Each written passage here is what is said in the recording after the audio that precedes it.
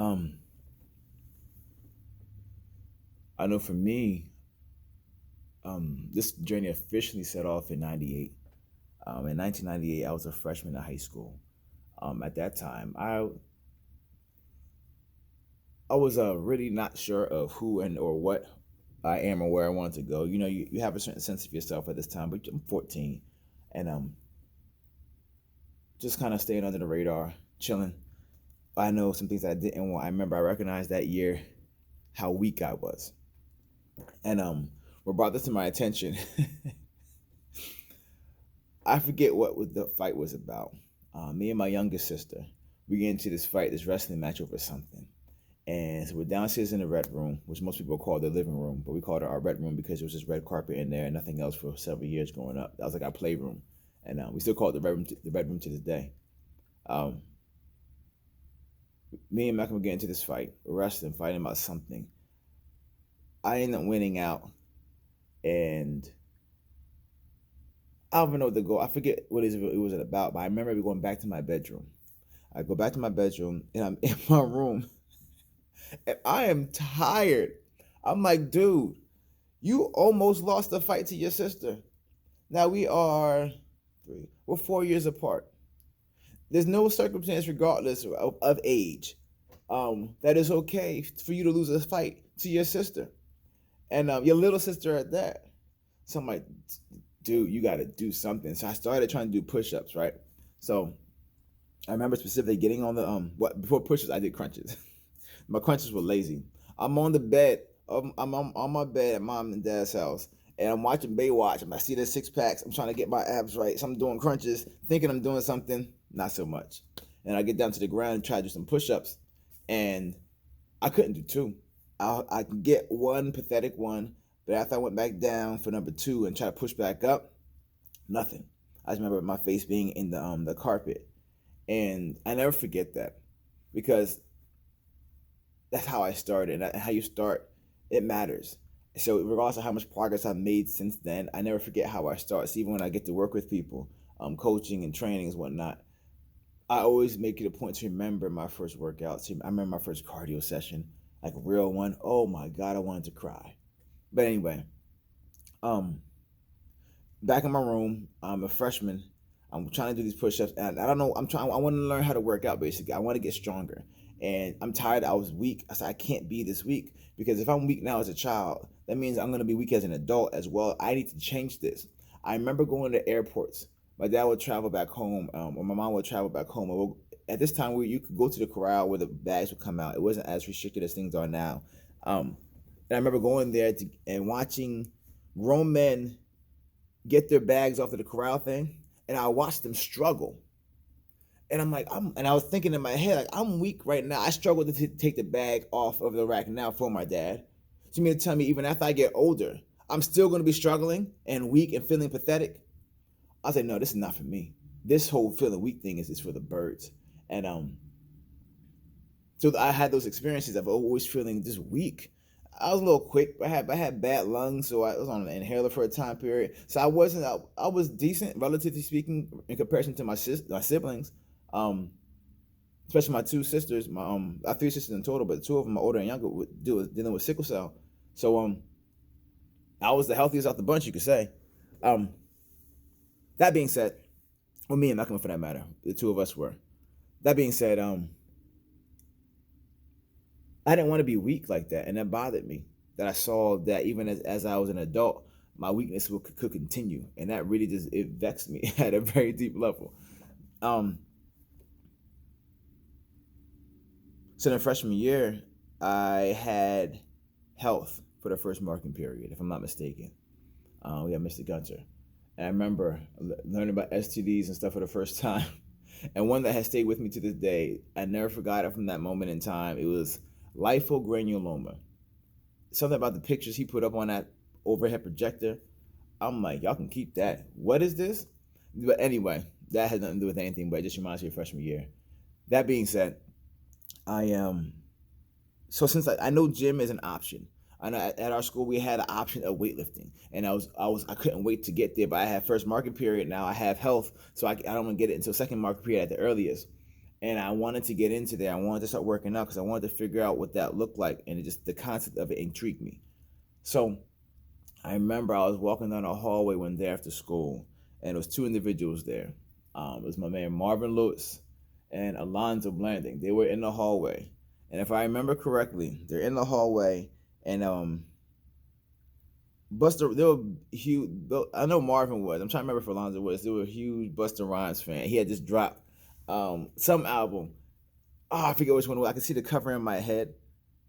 It's like he's down in a crouching position, and it's anyway.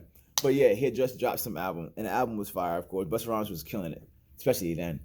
And and they were in the hallway just going over it, bugging about stuff, and then in their conversation, they ended up talking about how they work out after school with track. I'm like, oh, say no more. So what did I do? I joined the track team. I thought that you had to do that. And I didn't know I could just go after school and start working out. But I wanted to be in some type of structured environment because I didn't know what I was doing at all. I knew where I wanted to go, or I knew where I wanted to get away from, if that makes sense. So we go, and I joined the track team. I'm just there, going about the motions. And I remember our first workout, my first real workout.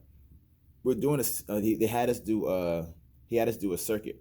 You hop on one machine, and then he'll blow the whistle, and you go. You adjust the weight, you do whatever amount of reps, so on and so forth. And you go to the next one. Boom, blow the whistle, blow the whistle, blow the whistle. I'm about to start a song. I can hear the song playing in my head right now. Anyway, so then we're going around, boom, boom, boom, boom, boom, boom, boom, boom, boom. I'm enjoying it. I'm working it for the first time.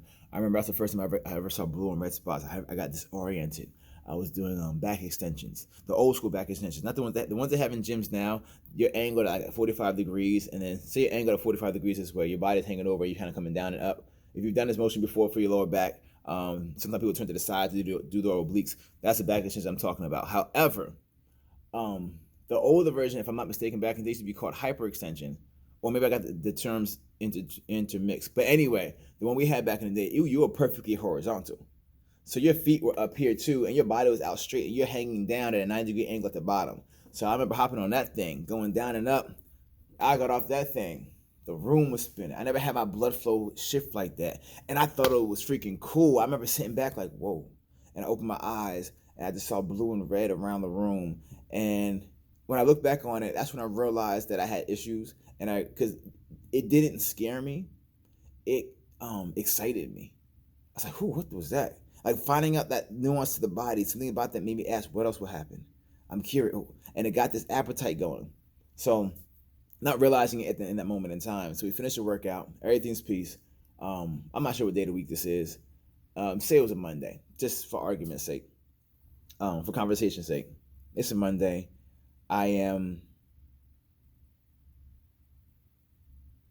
What I remember afterwards, I don't remember much of anything else when it comes to track that following week and whatnot. But what I do remember is the level of sore that I experienced and for the duration of time that it happened. So for the next 9 days after that workout, I'm in excruciating pain. Literally, I remember specifically in my arms, right here in this elbow crease. That part hurt so much that my I could take the hoodie off so you can see my limbs, but I know I'm in the dark, you can't really see much. I never have my blue hoodie on. Anyway, it's not that deep. I couldn't straighten. Nah, man, whatever. So my arms are stuck in this position, right? So I felt like a T-Rex. So literally, I'm walking around like this with my arms up. At my desk at school, I was sitting like this all day, or I had my hand up. I was in pain. I couldn't straighten my arms out. That motion right there hurt like all hell. It was ridiculous. So now I'm scared because I had read online about how chilly. I read online about how if you work on them properly with improper form and stuff like that, you could hurt your body and damage muscles. And I'm not knowing what that really means. So I'm 13, 14 years old reading stuff online up on that dial-up. And then we got that DSL, you know? I remember that stuff. Oh, man, that was the worst. Anyway, So I'm thinking that's what happened to me. I thought it happened as a one-time thing. Little did I know, it's not that deep. But I was just that DOMS, that delayed onset muscle soreness, that thing that really, really kicks in. 'Cause I put in work, I worked really hard. I didn't know the difference of volume versus workload versus pound. All that stuff was not part of it. I just wanted to get better and get stronger. So um, I can't straighten my arms out. So I'll come home from school and I'll make it through school. I'll come home from school, right? I'll put my hand down on the dresser, straighten my arm out, and I'll just hold it. I'll twist my body. I'll twist my body as much to try to straighten my arm out, and that's how I would do that each night because it hurt. And I realized a couple of days later, it kept getting better and better and better. I remember wanting to tell my dad that what had happened, but I was scared he'll be mad at me, like I'll get in trouble. I highly doubt that would have happened, but in my mind, I had made up this whole story that I earned something, I messed something up indefinitely. Now I'm just becoming more of a burden to all the other drama already taking place in the household, and I didn't want to be a burden. So I always like being very independent and almost staying under the radar on purpose, so I didn't have to ruffle any feathers. Um. Anyway, the soreness goes away. It's 9 days later. That's a week of change. Uh, and then something happened. I realized, ooh, I like that. I like what it symbolized. I like what it communicated to me. I like the feeling of feeling this presence, this awareness within my body, and having this higher state of connection than I had just 9 days prior to. I like the control, the concept of the fact that I can choose and will to do something, do it consistently, and if I choose to, I will see the progress based upon my own choosing, not based upon someone else's timeline, not based upon other people's criteria for me. I can do this all on my own. I need no one else's assistance. And more importantly, when I go do it, it will always be there. It gave me a sense of control because at that time, between my older and my younger sister, one of my younger sisters, it was a bunch of stuff going on. Always being hospitalized. We were always at CHOP. Someone always having some major crisis. Someone's always in pain it was just like it was just so common, but it was also so just drowning sometimes. And there was so much uncertainty. And it was very, very common to wake up and all of a sudden you see blue and red lights going around your wall inside your bedroom because the ambulance was at the house. And they're here to come take Ed or here to come take Ed. So and then dad has to leave to go to it's like he gotta get to the hospital and so on and so forth. And that was a common thing driving over there. I knew how to get to CHOP before. Now I would need GPS to do that. We went there so much. It was ridiculous. It was almost like as if we had our own parking spot. At CHOP, we knew where all the snack rooms were. Oh man, them Lorna Doone cookies and so on and so forth. We knew what rooms had the Super Nintendos. We had the Sega Genesis and another germ. We knew where the playroom was. It had like the foosball and stuff. We knew the whole landscape. We knew where the snack room was. It had the big lounge. So we'll go there and we'll lay down on the sofas while we're eating these cookies. I mean, we literally went there like it was recess. Oh my goodness. But we had fun. I mean, if this is where we're going to be, then have fun where you are. And due to all of that, I really learned how to laugh in the midst of pain. Like, you can still laugh when you're going through stuff. Just because life is crazy sometimes, there's a lot of pain, you can still laugh. And I learned how to do that then. Because we had no other choice. But there was always all this emotions built up, and it made me feel very, very insecure within myself because I didn't know how the wind was going to blow from one day to the next. What was I going to come home to? Was E going to be okay? Did she have a near death experience? Did she go into I don't know. And you're literally living with this ongoing fear, waiting for the other shoe to drop, that this is going to be the day. I'm going to come home and it's just going to be this is it right here. So it was always this level of anxiety. It's always this level of just uneasiness. Anyway, so when I hit that experience and it worked out, it gave me this small grasp on life, this small grasp on myself, on this internal spiral. I felt as though I was so common in. I was so in. I didn't realize I was spiraling as well. So when I had an anchor point of that experience, it gave me a reference point outside of myself, but still within myself, to realize, oh, dude, we're moving there. And I ran with it. That year, once come the next marking period, Say no more. I dipped out on track. I remember I wasn't secure enough. I wasn't secure in myself and being at the forefront and really, really performing out my. I was very, very competitive, but I didn't have the other edge psychologically speaking. I was still too much in myself. I went in too much into my shell in my earlier years, so I needed more time to come out of that. So the version I am now, oh, let's get after it. I don't care what we're doing. Let's go. I'll be loud, boisterous, all that jazz. Let's get after it. But then I was confident in my abilities, but I wasn't confident in myself, if that makes sense. So I remember there was a track meet that I was supposed to go to. I just didn't answer the call. I was supposed to be there. It's like a freshman something. And I was scared just to be seen. It's weird. But anyway, so I didn't really pursue that much. I did a couple practices. I enjoyed that. I enjoyed it, but I remember my lungs being burning. Like I said earlier, my lungs sucked.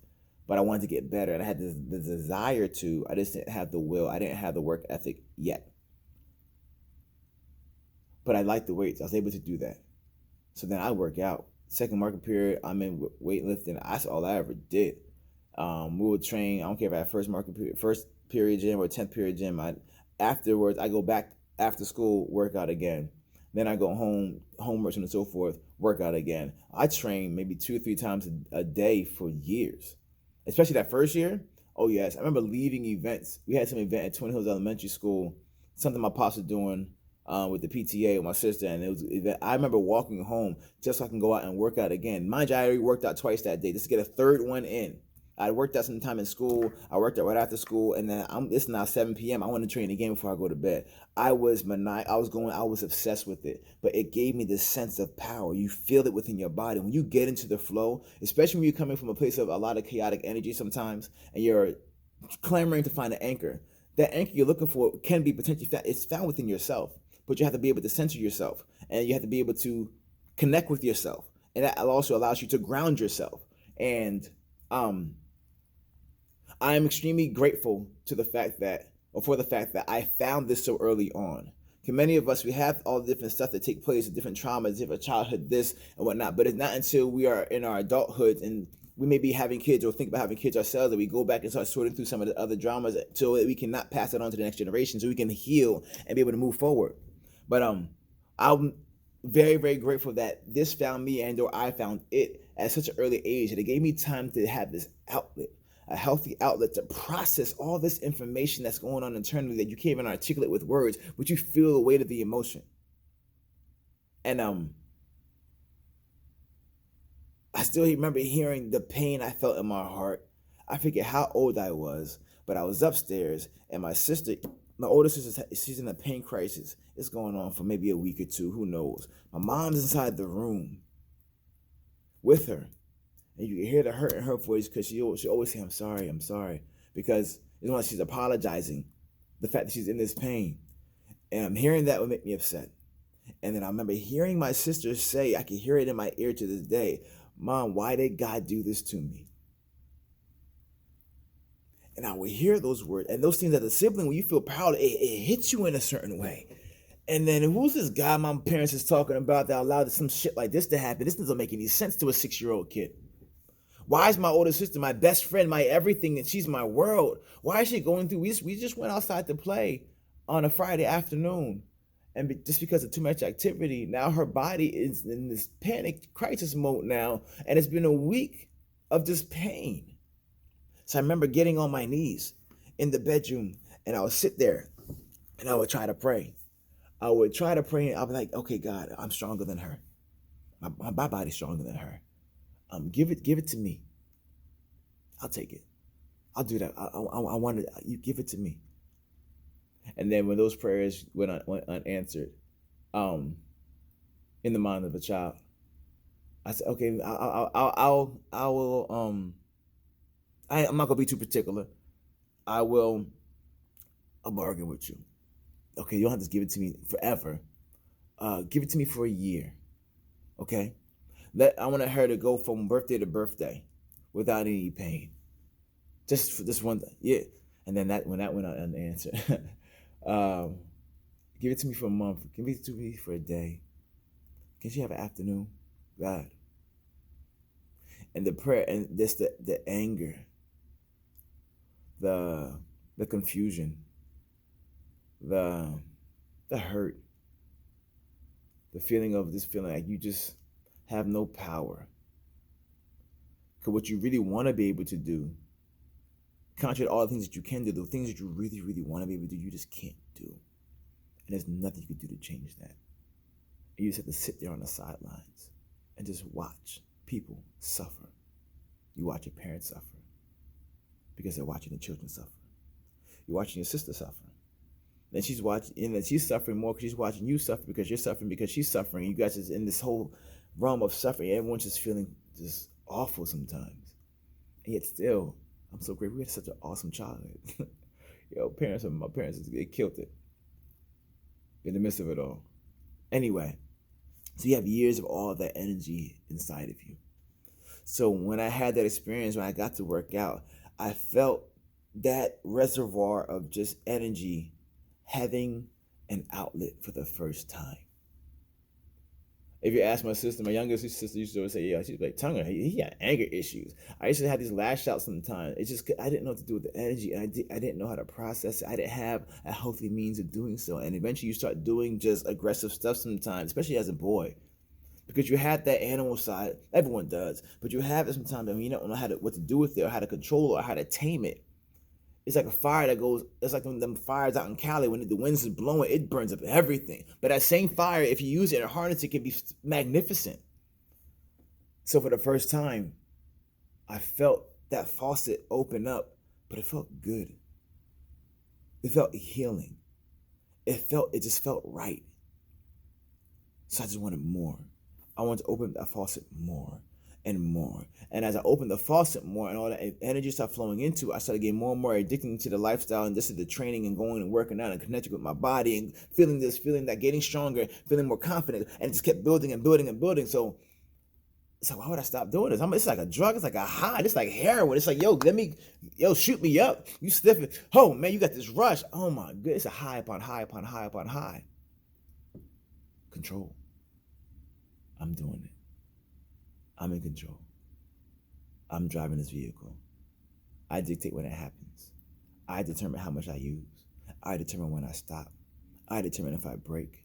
I determine when I do this, when I do that, what it's going to feel like. I determine the level of pain. I'm going to beat the shit out of my body. I'm going to get what I want. I'm going to make this something special.